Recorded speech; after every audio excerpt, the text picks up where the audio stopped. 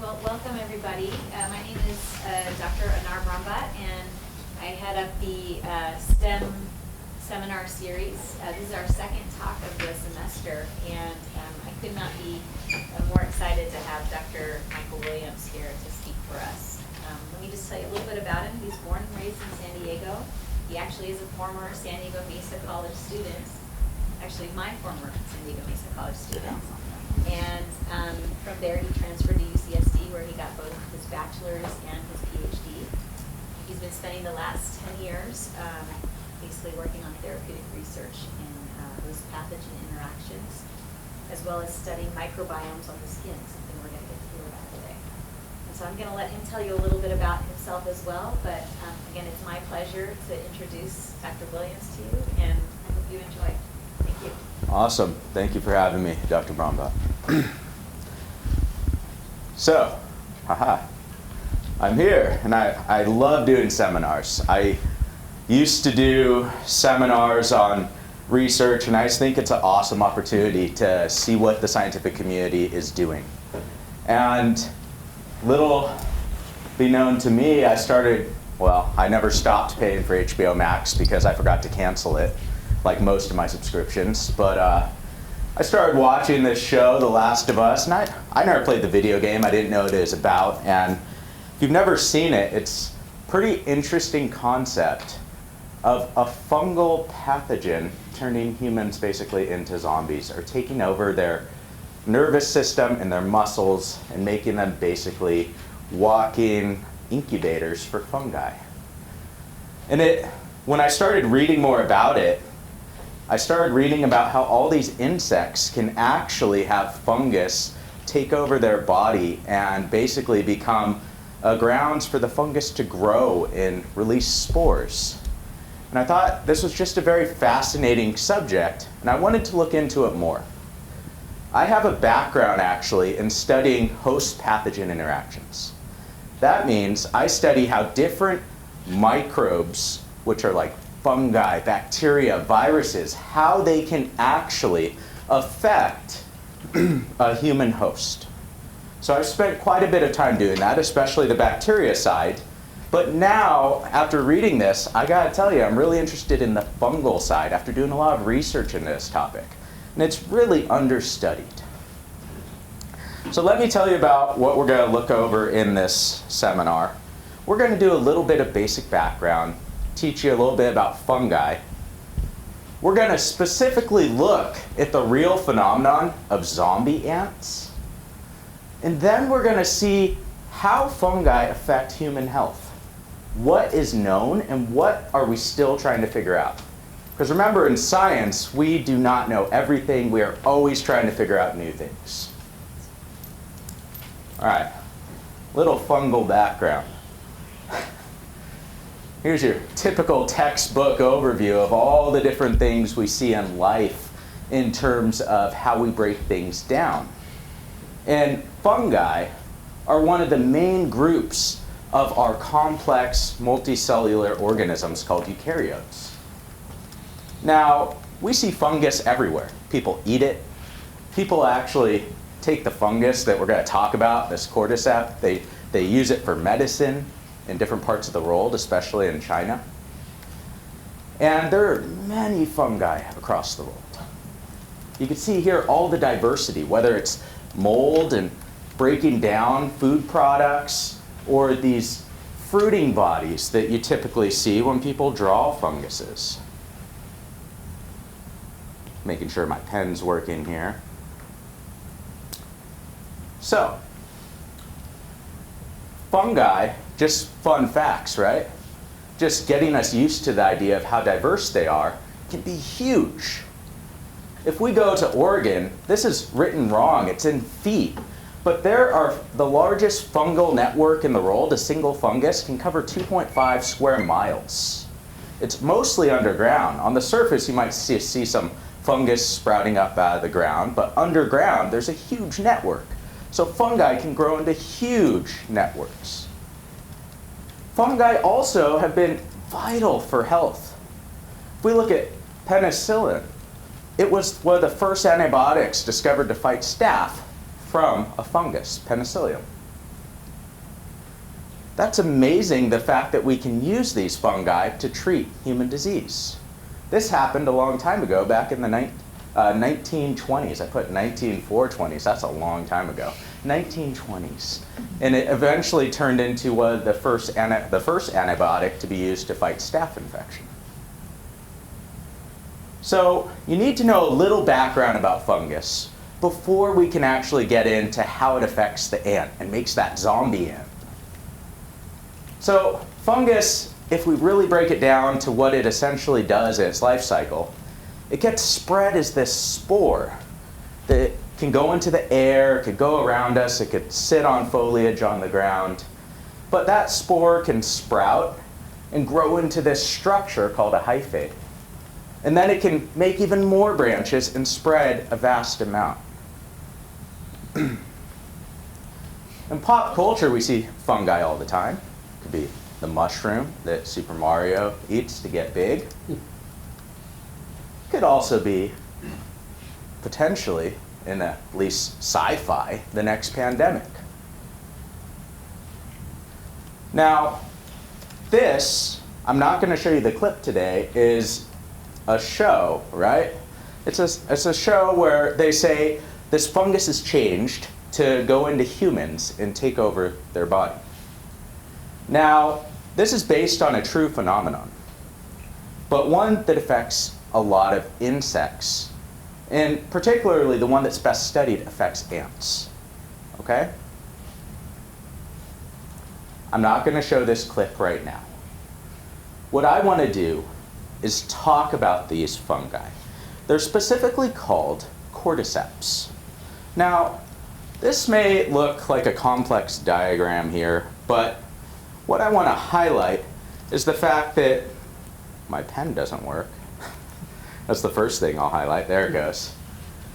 These fungi, when they go through their life cycles of growing from a spore into a larger branched structure, these hyphae that eventually actually have this name mycelium, they eventually make these little spores that they could then drop and release into the environment to spread more. It's always a constant cycle with them. In this particular group, called cordyceps, there's over 400 known species. And interestingly enough, the majority of them have the ability to be pathogenic to different arthropods. This includes wasps, ants, dragonflies, moths. They can be classified as these entomopathogens or insect pathogens. And the largest group is called the Ophiocordyceps. And that's the group we're going to focus on because it affects the ant. So, Ophiocordyceps in the case of zombie ants. Zombie, bug's life. Pretty much. Makes that. That's a crazy image, right? That's a fungal fruiting body, in this case a septum, sprouting out of the head of an ant after it's taken over and killed the ant. And now releasing its spores onto all the ants who live below it on the ground. This specific group, this Ophiocordyceps unilateralis, it has the ability to penetrate the ant's exterior or exoskeleton, grow inside its body, and then make this fungus sprout and release its spores. Here's another side image of it. Just take a minute to breathe that in. That's a crazy phenomenon that a fungus can do that. And yet we know so little about them as a whole in research. Yeah, getting good with Adobe Illustrator. I like that.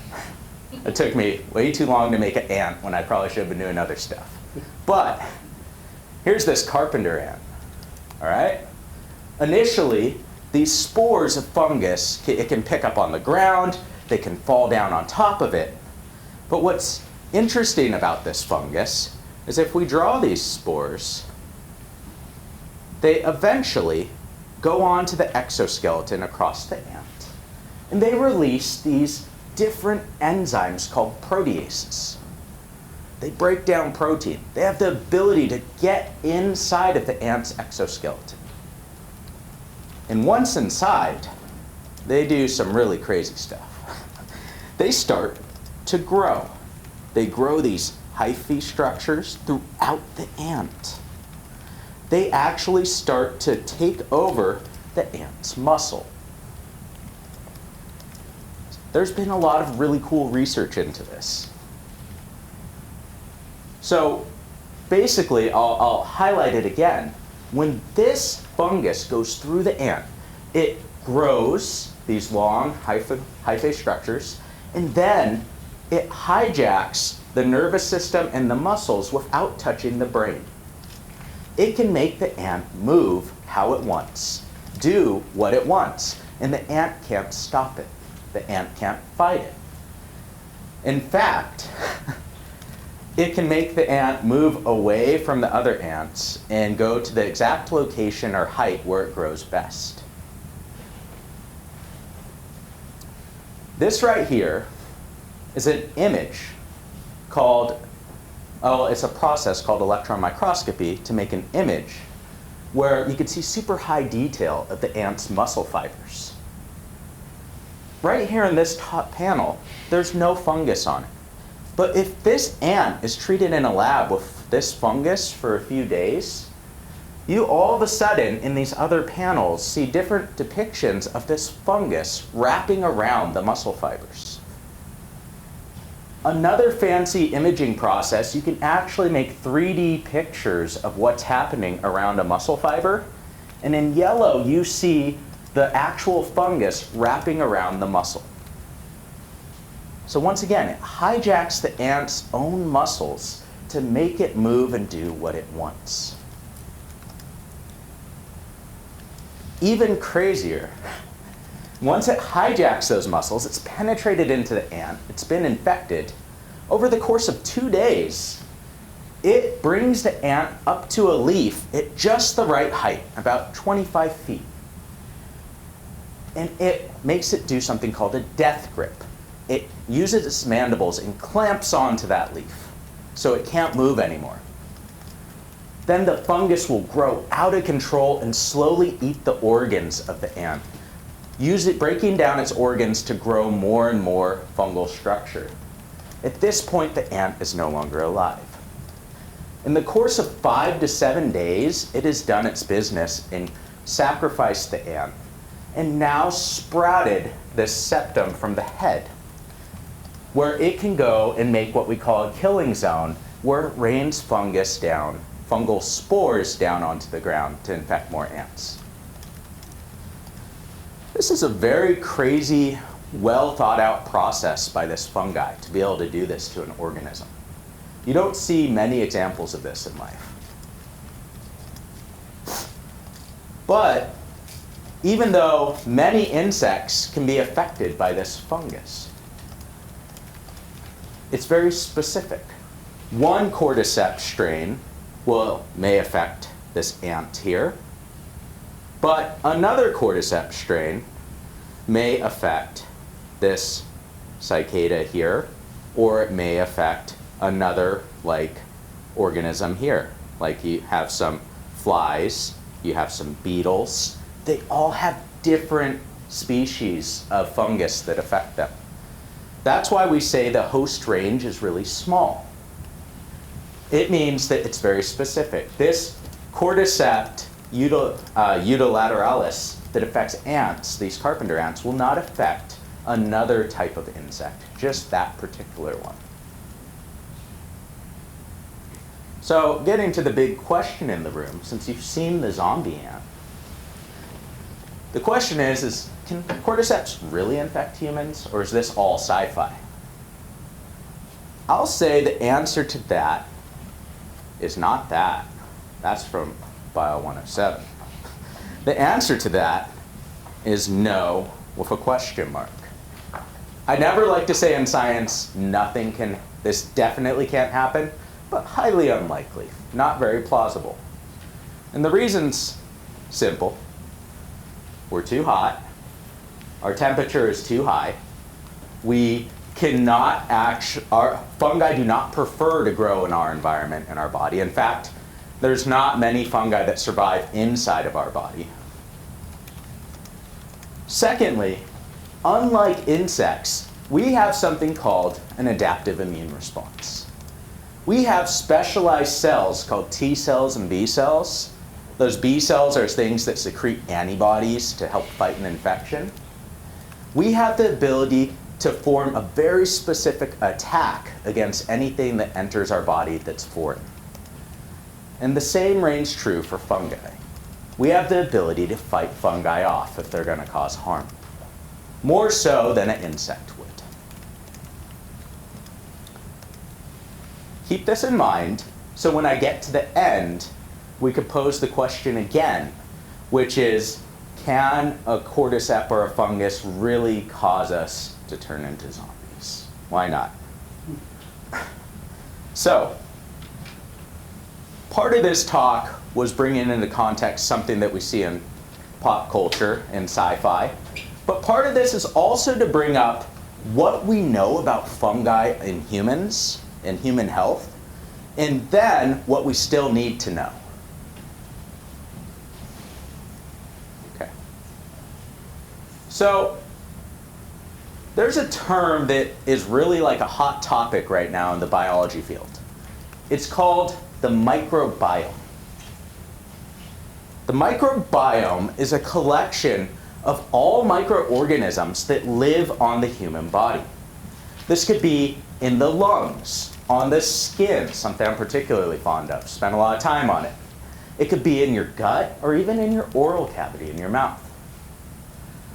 Now, this microbiome consists of bacteria, fungi, and viruses. But we really only know mostly about bacteria on these different parts of our bodies. It's somewhat the easiest to study, and also what tends to affect human health the most when it's on our body. But we're going to learn a little bit of a lesson from the bacterial microbiome, but look into what we know about fungi that live on our body, and this is called the mycobiome. There's a saying in microbiome research that we're often 30 times more microbe than we are human. And that's because there's that many more fungi, yet to be known viruses and bacteria on our body compared to human cells. Let's take a lesson from bacteria, though. One of the most well-known microbes, bacteria, has been well studied to actually improve our health. Let's look at our skin here. Our skin is covered in microbes. And one of them in particular, called Staph epidermidis, is a commensal microbe always found on our skin. And it's been found that when it's present on our skin, part of our healthy skin microbiome, it can fight pathogens, it can help heal wounds, it can even help fight tumor growth and prevent cancer. So having microbes in our lungs, on our gut, in our skin is often good. There's a lot of health benefits to it. On the flip side, we know, sticking with the skin, the easiest organ to see, right? You can also have bacteria grow out of control. Bacteria like Staphylococcus aureus can grow out of control and lead to immense skin infection. It can increase skin flares, or what we call eczema. It's been well studied for its ability to do that. So a balance of what microbes are present on our tissue and our body is vital to our health. Now, you'll often see diagrams like this when you look at microbiomes. And this one, notice, is a mycobiome. It's fungi. We as researchers have swabbed different organs, different tissues in our body, and used the DNA from those swabs to determine the actual breakdown of different organisms in our body. This is a healthy individual. Different colors mean different types of fungi. You could see across different body sites, you have very different fungi. If you look, for example, in the lungs, you have a lot of this light pink color, okay? This cladosporium. If you look at anywhere on the skin, you have a lot of purple, or this Malassezia. Different fungi on different tissues. Now, this is a very important thing we can do in science, is we could determine, just from a swab, what we have in terms of microbial breakdown in a healthy or a diseased individual.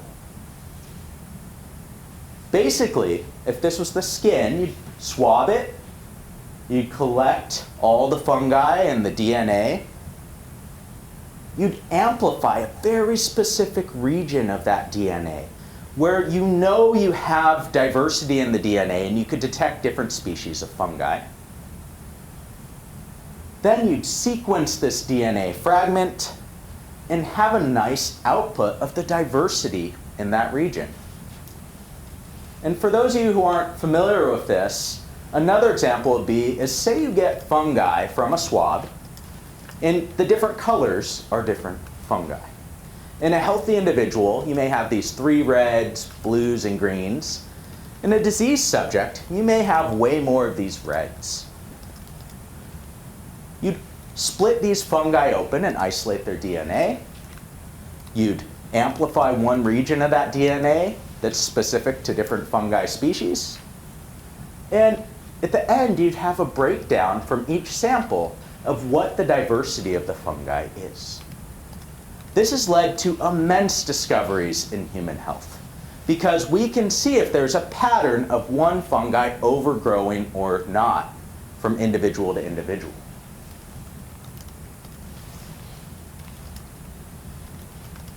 In a diagram like this, we know there are fungi that are in healthy individuals that are really common, but then we know there are fungi that are overexpressed on people with these different diseases.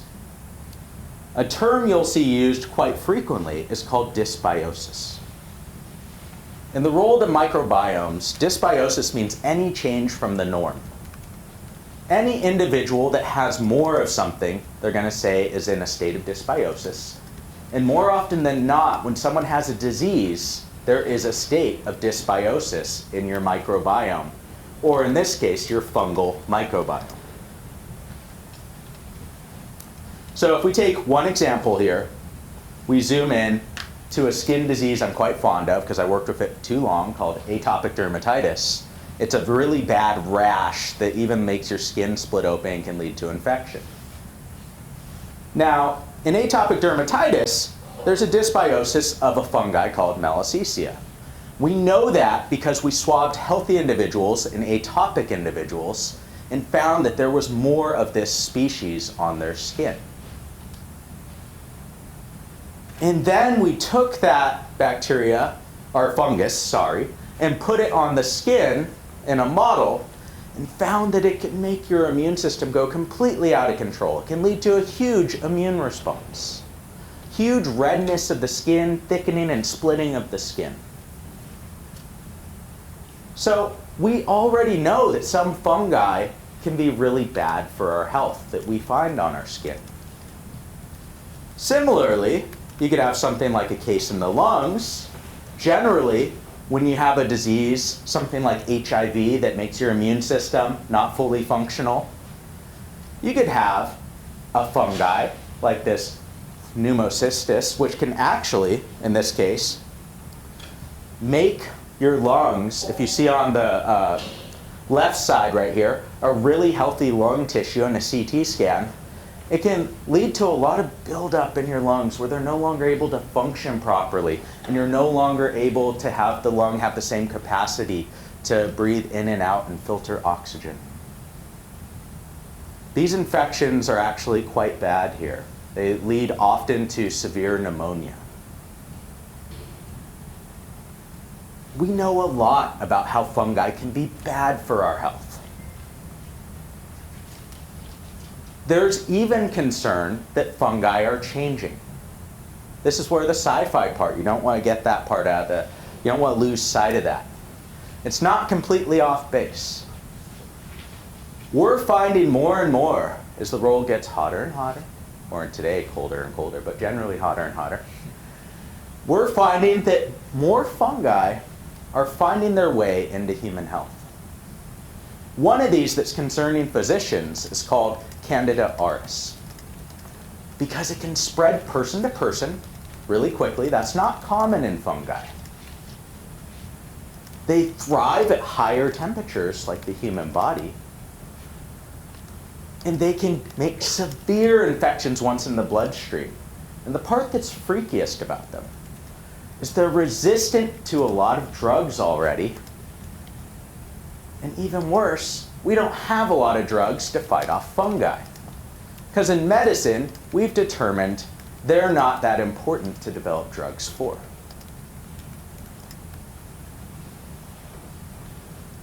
This is from the WHO, the World Health Organization. There are a lot of fungal infections on the rise that are either causing spread from human to human, causing massive infections more and more, or developing drug resistance so we can't fight them. And they're slowly becoming a worse issue in human health.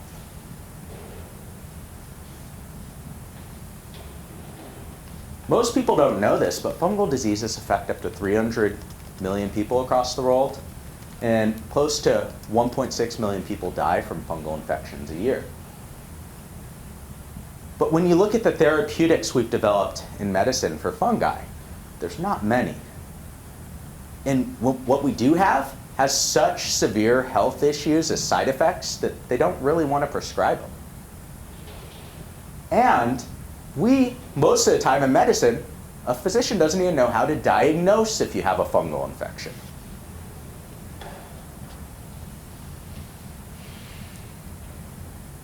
We talked a lot about the bad, what we know that fungi can do when they grow out of control or become dysbiotic, when we have too much on a site, whether in our lungs or on our skin. What about the healthy side? I told you, Staph epidermidis, this bacteria we always find on our skin that's good for us, can actually help fight tumor growth, can help fight off infections. What's the role? What's the role of these over here? What do they do for our health? That's what I'm hoping some of you will find out. We don't know. I told you, we don't know everything in science. I always say that in my classes. It's always changing. We do not know enough about fungi to know how it benefits us or how it's eventually going to get worse for human health. There's probably a lot of benefits to all these fungi we find in our organs. We just haven't looked into it closely enough. Does it help our immune system? Does it fight off infections? Does it maybe stop tumor growth as well? We don't know yet. Why do we not know? One is because people haven't looked at it, right? Hasn't had as much importance in the field. Why do we care about bacteria? Because at some point, bacteria started killing a bunch of people. So we focused all our money to try to find cures for it, and it became a focal point of research.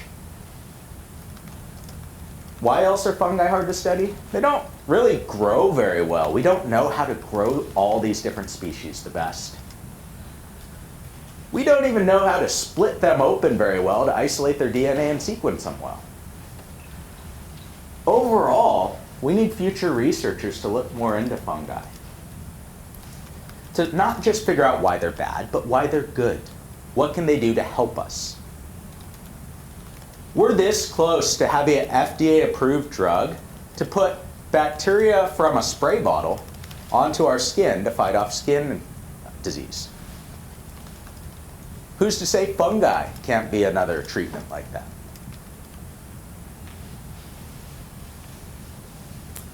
So, are we at risk of becoming zombies to a cordyceps infection? Well, maybe not a cordyceps infection yet. Anything can happen in science. But regardless of that, fungal infections are on the rise across the world. They're adapting to our higher body temperature.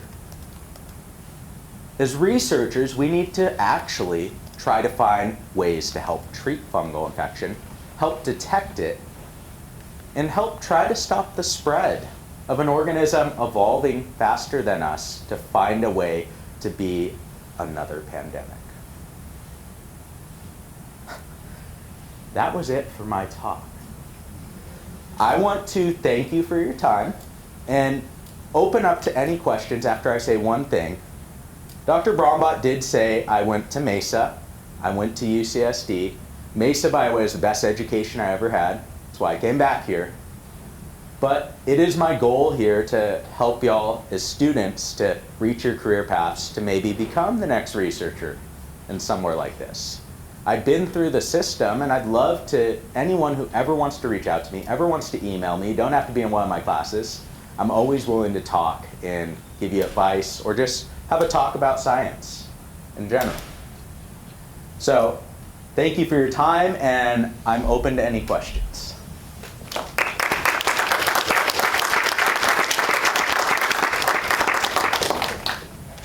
Yes? Did you work with Ed Alexander? I did. I did the Bridges to Baccalaureate program with him, and that program is what got me into science, because it allowed me to do a summer research program, and it allowed me to go to a national conference. So those things are probably the main reason I ever went into science, that experience I did here. So it was awesome. Still talk to him today. Yes? During your research with the fungi affecting some of the ants, do they affect, or can they affect like whole colonies? Yes, they can. That's why when an ant has this infection and it bites down on a leaf, the spores that now come out of its head can rain down on the ground below. But I'll say this, ants are smart. They may not have an adaptive immune response, the ability to customize their cells to fight off an infection. But they have herd immunity, or a social immunity is a better way to say it. If they know there's an ant that's kind of acting funny, they will kick that ant basically out of their colony right away. And then they'll stay away from it. So ants are very smart in how they handle that. But yes, the idea is that fungi will spread enough spores to infect more in the colony. Yes? Does Mycology have a preprint server?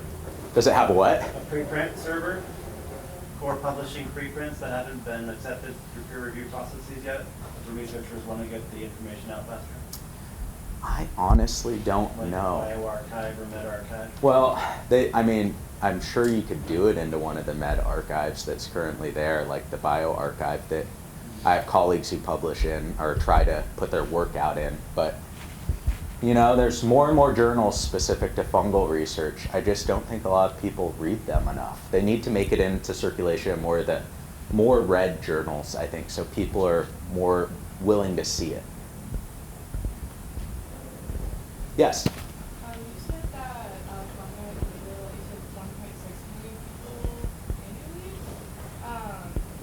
In comparison, how many people do vaccines get killed? I don't have the number off the top of my head, but it is way more than that.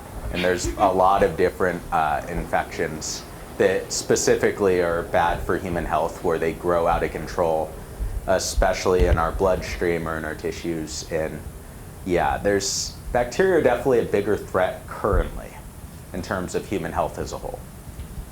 Yes? So do we have any type of immunity mechanisms to fungi besides temperature, since now they're trying to balance our body temperature? Well, I talked a little bit about we have a very specific immune system, this thing called adaptive immunity, where basically we have these specialized cells called T cells and B cells that could change the way they interact and actually specifically target the fungi and eradicate them. But even more interesting than that, our own bacteria, like our healthy bacteria, and even some of the healthy fungi, we think, can help fight off some of these pathogenic ones. We just don't know all the mechanisms of that yet, because not a lot of people study fungi as much.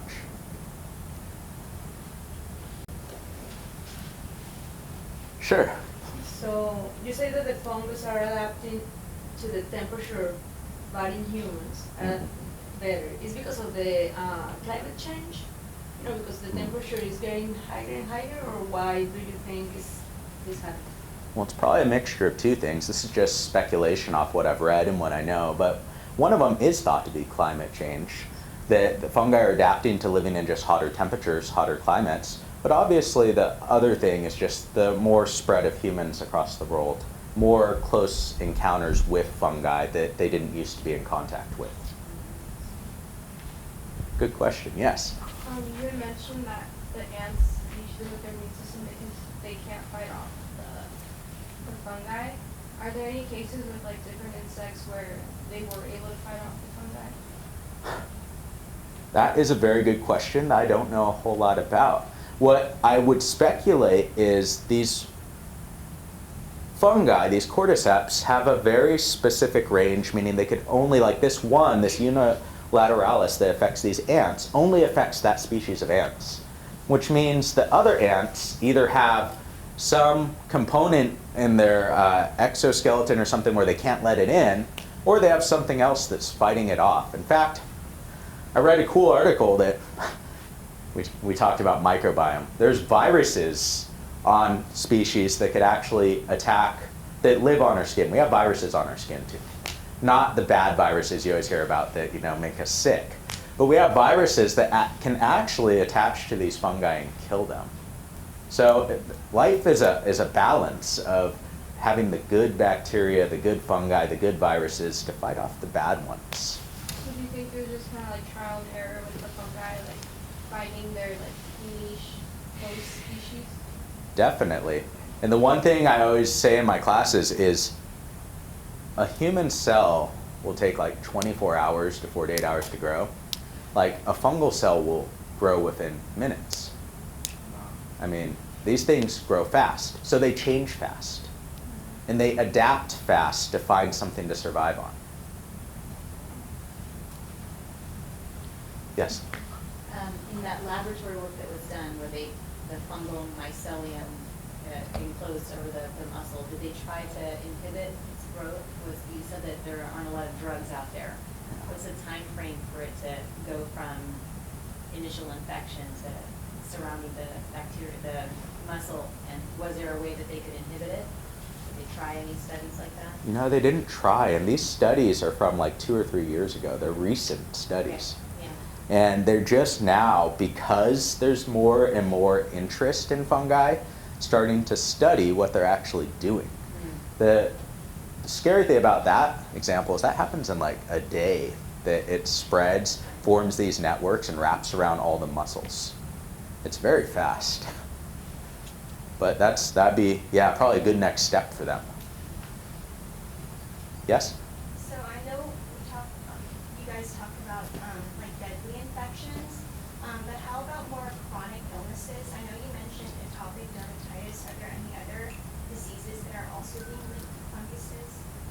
Well, there's a very long list of them. I can go back a few slides. And I have not looked at the specifics of every disease, but this is actually a really nice view of many different things that are being affected by, or maybe not affected, we don't know a pathway, but there's overgrowth of specific fungi present that could potentially be causing harm to these individuals with these diseases. Until we do more science to understand those mechanisms, we can't say for certain that fungus is causing the disease in all of these cases.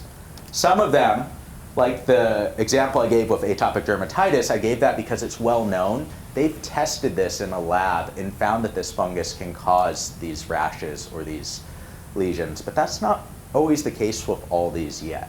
It's just linked. It's linked, it's a correlation, it's an overgrowth of fungi in the diseased individual versus the healthy individual.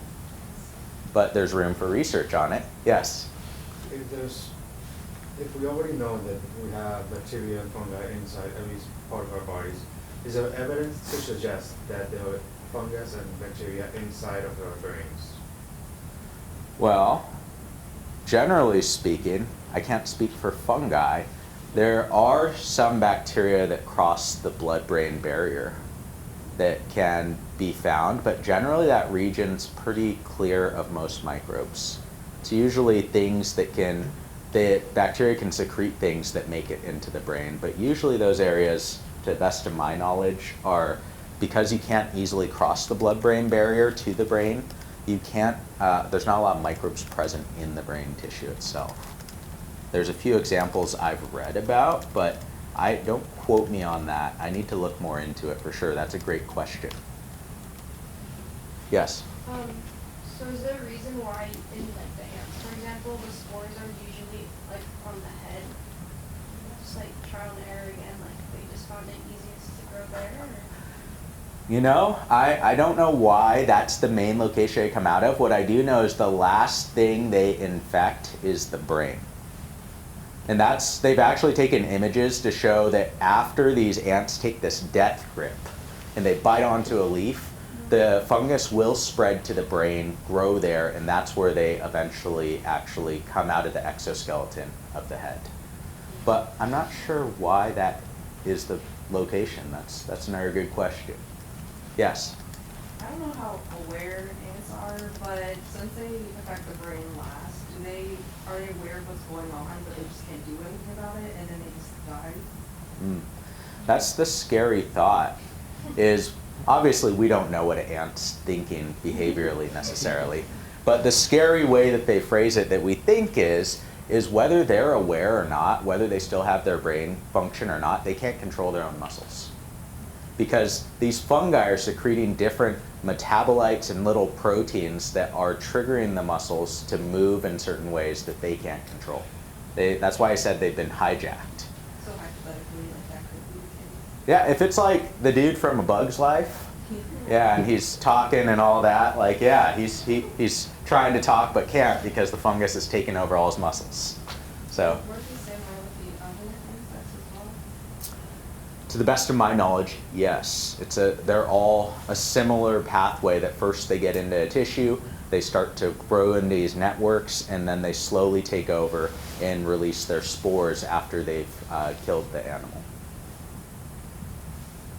Yes? I want to piggyback on in the beginning of your lecture about the underground networks of the fungi. I recently watched a documentary on Netflix, and I don't know if it was Fantastic Fungi or I forget the title of it, Yeah. but it was in Oregon and it was talking about, it was showing digital remade of the network underneath the trees, and it mentioned something about how the trees can like communicate with each other, like connected through that fungi network, and apparently like say when one tree is lacking water, like if the one will like, or it was like a parent tree will like sacrifice its water for the younger tree that needs water, like through this network. Actually, the fungi like live in the tree, and then it was really fascinating. First off, I need to watch that, It but was really cool. that's just another streaming You're gonna, service it to add. was really, really, really cool. I learned a lot. All right, I'll add Netflix to the bunch. But it sounds awesome. And I did read about that too, on how they can interact with the root systems of the trees. And you could have almost this symbiotic relationship for nutrients. And that happens quite often with fungi interacting with other plant species. But yeah, definitely put that on the list of things to watch. Yeah. How common is the phenomenon of the fungi attacking the ants? Because I remember back in Puerto Rico, I did my master there, and I remember this professor telling students to try to find an ant that had that phenomenon, and he was going to give them credit for that. Oh. Because it was so, like, I don't know, difficult to find. Even though we're in Puerto Rico, in the tropics, super humid, super hot, and it was almost impossible to find these ants, right? So It's- how common it is in nature? Oh, it's not very common at all. Okay. It's highlighted because it's such a unique phenotype. Mhm. It's not very common though. Okay. And it's usually in tropical environments that they're finding this spread. I think this example was at Southeast Asia. Okay. But it's not very common and it's very specific. Okay. But it still is an interesting pathway that raises a bit of concern in terms of what fungi can actually do to organisms. Mhm. Do you know if that, ants that are a little sicker for some reason, like weaker, right? Yeah. Get attacked or the fungus grow faster in these ones?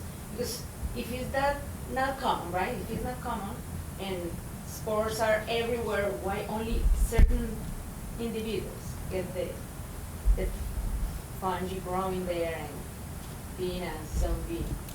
Yeah. That once again, a very great question. I don't think, based on the papers I read, and I was trying to look at the people who are really doing this, like they're doing the imaging, treating these ants in a lab setting to try to figure out the right temperature and all that. I don't think there's a great reason yet. Like we're talking about, they're still trying to figure out the toxins these fungi secrete to even penetrate the exoskeleton of the ant. So when you read the papers, it's still pretty vague. They know the end result, and they know it affects only like that one fungus only affects that one species of ant. And the question of why, that's a great question. I don't know. You imagine it's because for some reason they can't penetrate certain ants, or certain ants have some sort of resistance, but it's just not well known. There's not a lot of great ant genetics out there either. For some reason people just haven't done a lot of that. But good question, yeah. Yeah. So hypothetically speaking, would you say that perhaps one day it's possible for fungi to adapt and evolve to bypass our immune system and eventually, our bodies become a host for the fungi? I won't say completely no, I'll say very unlikely for this fungus. But as you can see, there's already other types of fungi that are starting to evade our immune response and survive better in the human body. And that is concerning. Even if they're not turning us into zombies, they're infecting our blood and actually causing us to have major negative health risks. So I think we have a huge concern for fungus, even if it's not a zombie fungus. Do you have a question? Yeah. So we do not know exactly why these only happen on ants. Is there a relationship between the exposure, or it could not be the reason of why these happen because of the exposure that ants have in the farms of fungi that they have been doing for millions of years? Is that would be a reason? And if so, what is the difference between the microbiome if we compare it with the microbiome of a human and the microbiome of an ant? Again, people have not done microbiomes of ants. It's just, when we think of research, it's a little biased. We do a lot of our expensive sequencing. This stuff isn't cheap yet. We do a lot of sequencing actually on humans because it's directly related to our health. And I guess we're selfish, right? We don't care about the ants. We just care about ourselves.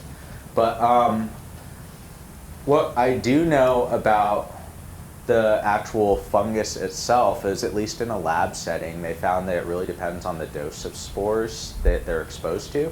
For instance, if there's like 10 spores, it's probably not gonna infect it. But when they did like a dose curve, like a logarithmic dose curve of putting this fungus on the backs of the ants or exposing them, you definitely had to have a huge abundance of it to actually penetrate the ant. So they did do experiments like that on them. You have a question? Well, nice stretch. And Yep. that may be why the fungus rains down, like from the leaf. Yeah. That's the mechanism. Yeah, and It's to hold it over a lot of spores. We time. breathe All in at once. we breathe in spores all the time. They just haven't adapted to hurt humans as much. Black mold. Yeah. Black mold can be lethal to humans. Yes, yes it can. I don't know that much about it, but I do know a little bit about the spores and how quickly they can spread, and that right now would be like the perfect time, wet, moist, in outside of your house by the beach. Yeah, yeah. Or in my house where it's really old, so there's no fans in the bathroom, Yeah. it just becomes a For sure, no fungal ventilation. ground. Yeah. No, we breathe in spores all the time. Some are bad. Black mold is bad. And a lot of spores affect our lungs because it's what we're directly breathing in. But the truth of the matter is most fungi actually aren't harmful to us. At most, they might give us an allergic response, some sort of reaction like that that's temporary. And a lot of that has to do if we have good fungi and good bacteria that clear off those fungal that might be bad for our health. In the lungs ourselves, it's thought that one of the reasons fungi are becoming worse is because we're treating so much against the good bacteria that fight off the fungi. Like antibiotics. We're compromising the immune system we never thought we had, which is all these different viruses and bacteria and stuff that naturally live in our body whenever we take an antibiotic. Like overbathing also, for example, like that I've read some things, is obviously like being clean and sanitary, but at the same time you are getting rid of your good bacteria, like when you like do it too much. Like the link between hand eczema and COVID and hand sanitizer is pretty strong. Yeah, alcohol dries your skin. Yes. So you're saying I shouldn't take a shower? Please do.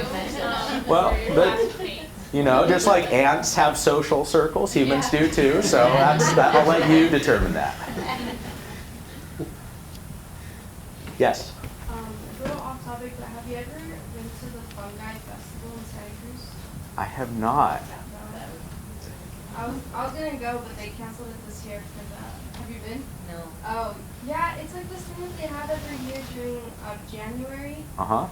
and I guess it's like in downtown Santa Cruz, and they have like a bunch of things, but they had it over Zoom this year. I was just wondering, since you were so into fungi. That sounds awesome. I Yeah. imagine Santa Cruz, they find a lot more fungal species Yeah. growing because of I was that. actually there for this President's Weekend. I have a couple photos. I was trying to identify them. Maybe I'll show you after.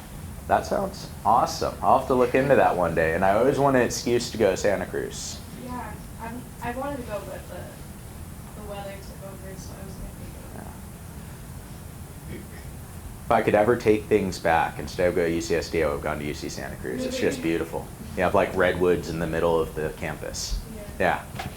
Speaking of like fungal related things, do you have any books or like movies, documentaries that you personally recommend about funguses or the microbiome? You know, off the top of my head, I honestly don't, because I read so many scientific papers, I don't find enough fun time for reading books. I do have a cool, maybe I could post some book ideas that would be cool and send it out somehow, or just post it on my office door if anyone is interested, or around the floor. But there are some really good books on the bacterial microbiome. I don't know about the fungal microbiome, anything that's written that's great about it yet on affecting human health, but I'll look into that. There's always stuff out there. I don't have off the top of my head, but great question. Yes. Have we seen any instances of fruiting bodies on the human skin? Not that I know of.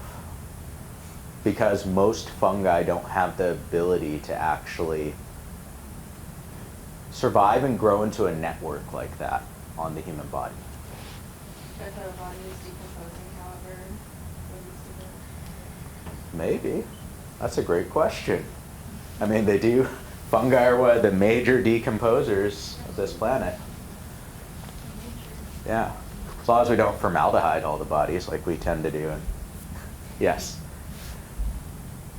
Well, that was a lot of awesome questions. Yeah, over here, yeah.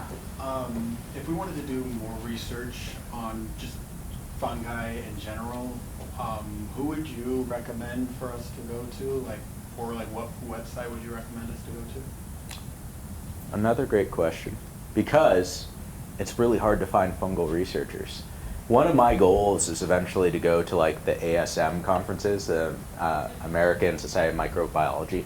And the reason it's good to go to conferences is you're able to see some of the researchers who do some of the things that might not be as mainstream, and you're able to go and talk to them and see what type of interesting projects they have available. Like, I was at UCSD, but at UCSD, all the focus is either on crazy deadly viruses or crazy deadly bacteria. But there's not a lot of fungal labs. There's really not. Off the top of my head, I can't name a fungal researcher at UCSD, even after all my time there in the microbe field. There might be one or two, but yes. There's a Microbiome Research Center at UCSD. There is. Atkinson Hall. Yeah, that's a good resource though. I mean, we definitely can put some of that information out there, maybe on that website we're developing for like research opportunities. There's probably a way to get that info out there so you could always find that sort of stuff. And yeah, that's an awesome center where I think most of the PIs who do microbiome research are a part of that. I know we were when we were there, so thanks for mentioning that. Yes?